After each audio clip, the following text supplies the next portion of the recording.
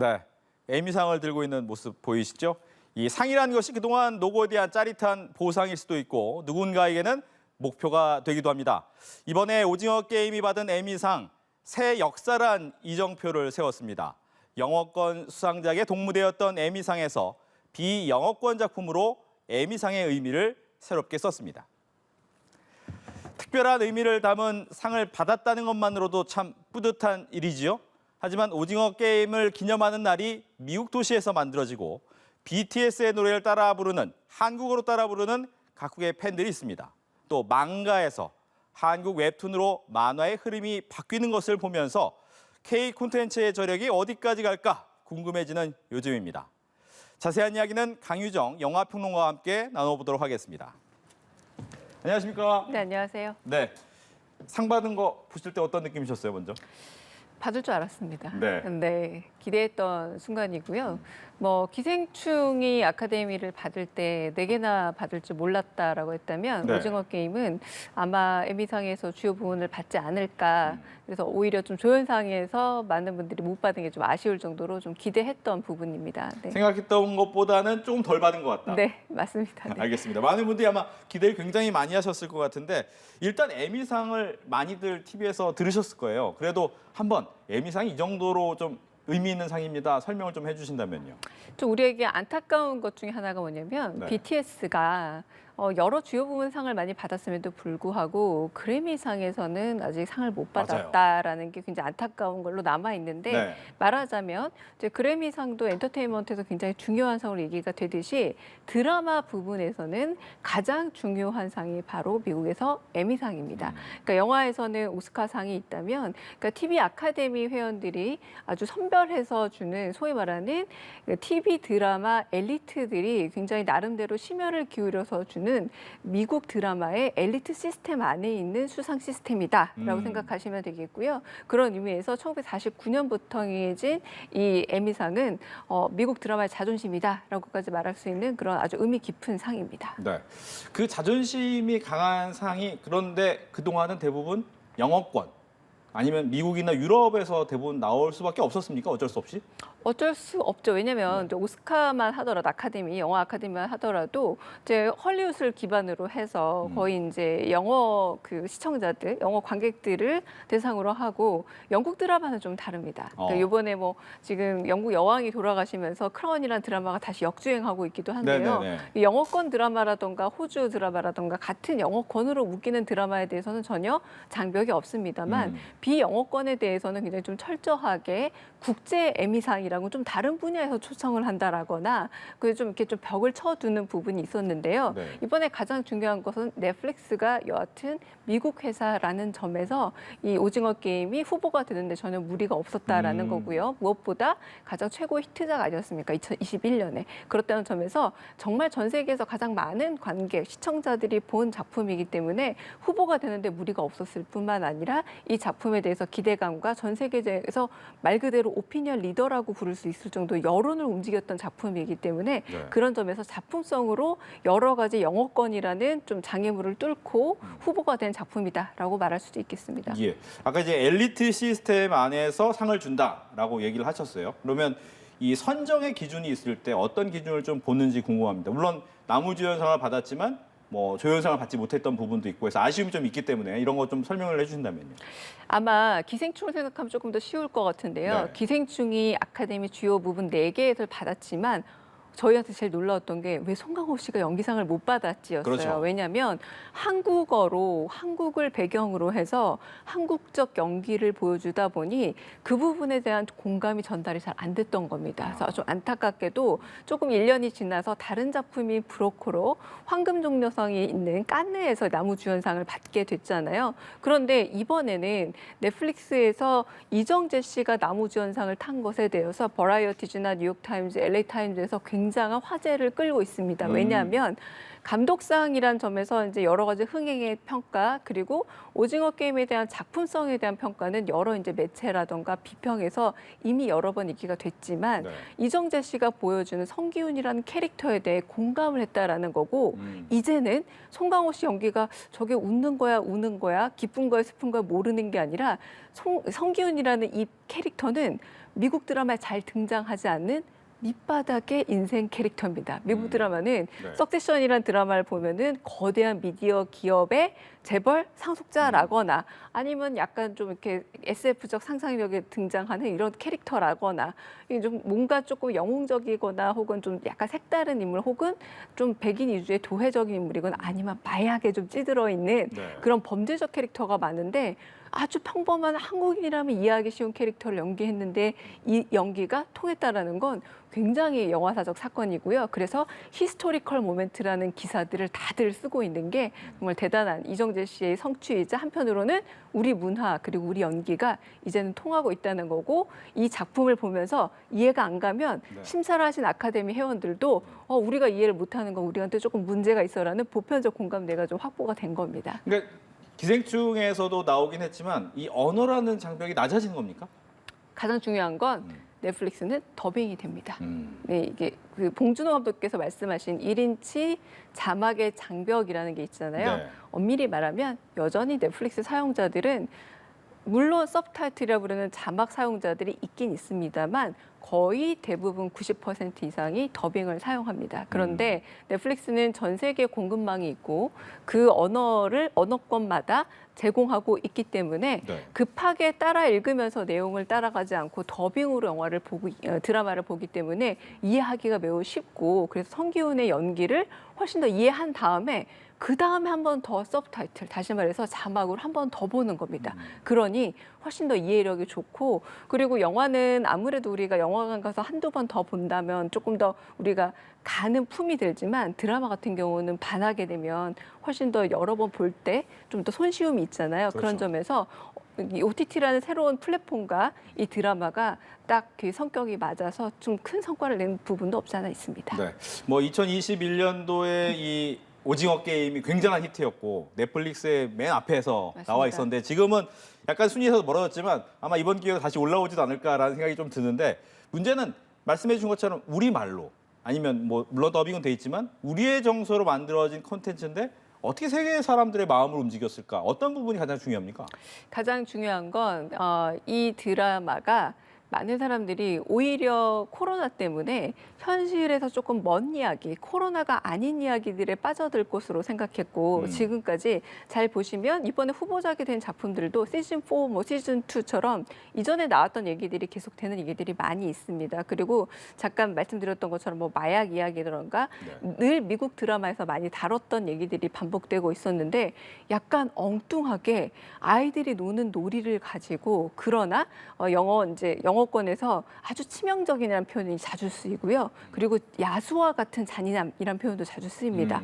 아이들 놀이에 잔인함을 얹어서 거기에 우리가 살고 있는 이 잔인한 자본주의 세계를 그대로 보여주는 작품이 한국에서 나왔다. 그러니까 현실을 외면해서 좀 도피성 이야기들을 수많은 헐리우드 혹은 서구 이야기권에서 보여주고 있었다면 한국은 오히려 현실을 직시해서 날것의 이야기를 보여줬던 사람들이 그래 저게 바로 현실이야라고 하면서 훨씬 더 환호했다라는 게 사람들이 이거 뒤통수를 맞은 기분이다. 저거 아무도 몰랐던 게 아니라 다 알았던 건데 네. 저 이야기를 본격적으로 다뤘구나라고 더 이제 감동을 하게 된 거죠. 약간 우리만의 생각이지만 보편적인 또 세계의 맞습니다. 생각이 함께 들어가 있는 작품이었다. 네. 근데 이번에 또 이제 상을 받을 때 보니까 이제 무궁화 꽃이 피었습니다. 한번 연출을 보여줬더라고요. 이것도 굉장히 재밌었어요.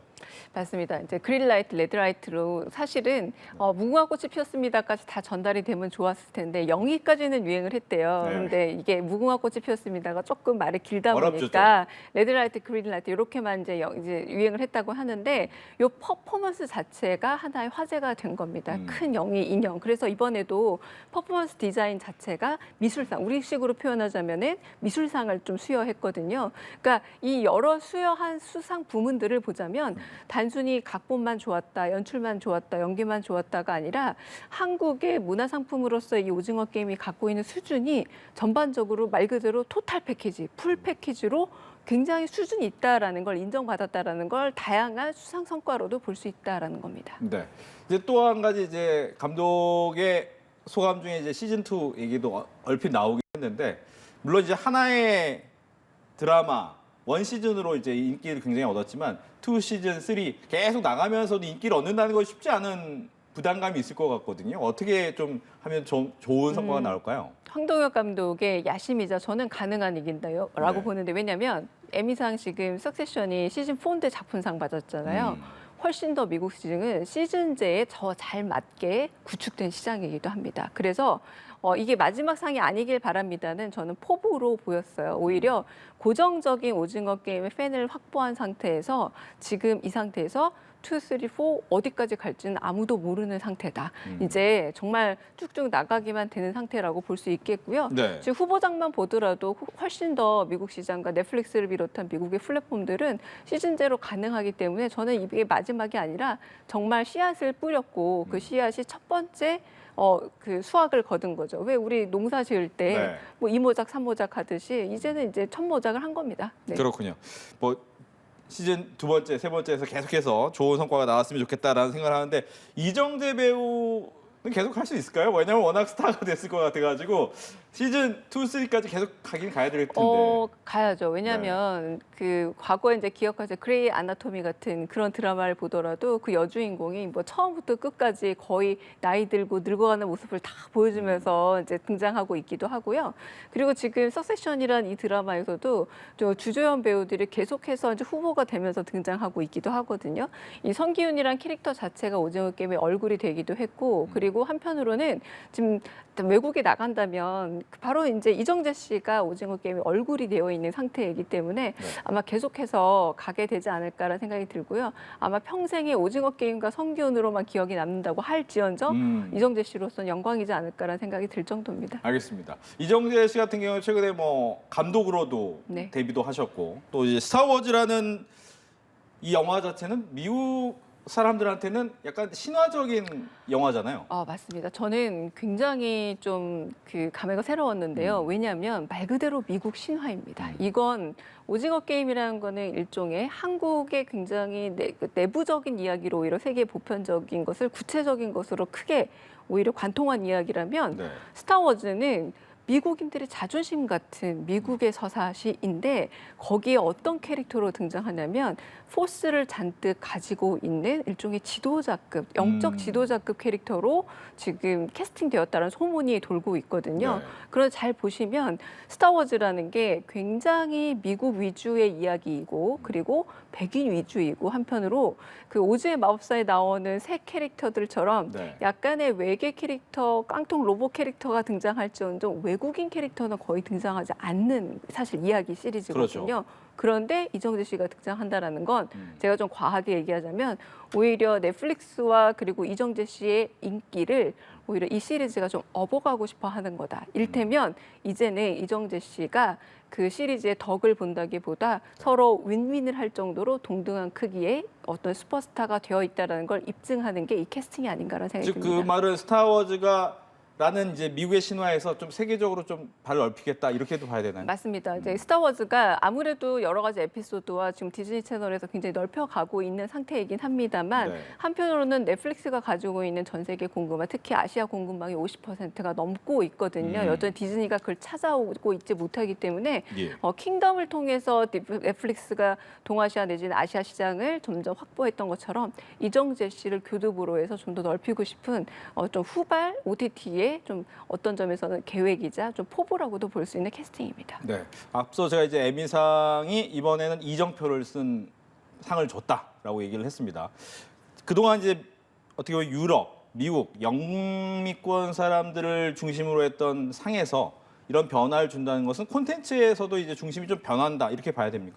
8월 닐슨 시청률 조사가 이미 말해주고 있죠. 올해 처음으로 뒤집혔습니다. OTT가 지금까지 늘 그럼에도 불구하고 지상파라던가 케이블보다 수치가 적었거든요. 네. 올해 처음으로 앞질렀습니다. 근데 우리나라에선 잘 보지 않는 유튜브 같은 채널 여기는 OTT로 들어가 있거든요. 네. 이제 드디어 OTT가 정말 메인스트림이 된 겁니다. 음. 주요한 어떤 새로운 플랫폼이 되어 있고 그렇다면 네. 더더욱이나 이런 어떤 지금 OTT 드라마들의 중요성이 더 커지고 있기 때문에 이번 수상 결과들을 잘 보시면 고전적인 지상파 내지는 케이블 드라마 채널들이 어떻게 OTT로 바뀌었고 그리고 에미상이 정말 TV 드라마 시상식이었지만 어떻게 OTT 드라마 시상식으로 바뀌었는지를 잘 보셔도 시대의 흐름이 변하는 그런데 9월 17일은 저는 거는 그래서 오징어 게임의 날이 아니라 네. OTT로의 플랫폼 변환의 날이다로 기억하는 게 더 낫지 않을까라는 생각이 들 예, 정도입니다. 플랫폼의 변화이기도 했지만 뭐 우영우 작품 같은 경우에도 메인 회사에서 만들어낸 작품이 아니었는데도 굉장히 큰 성과를 거뒀잖아요.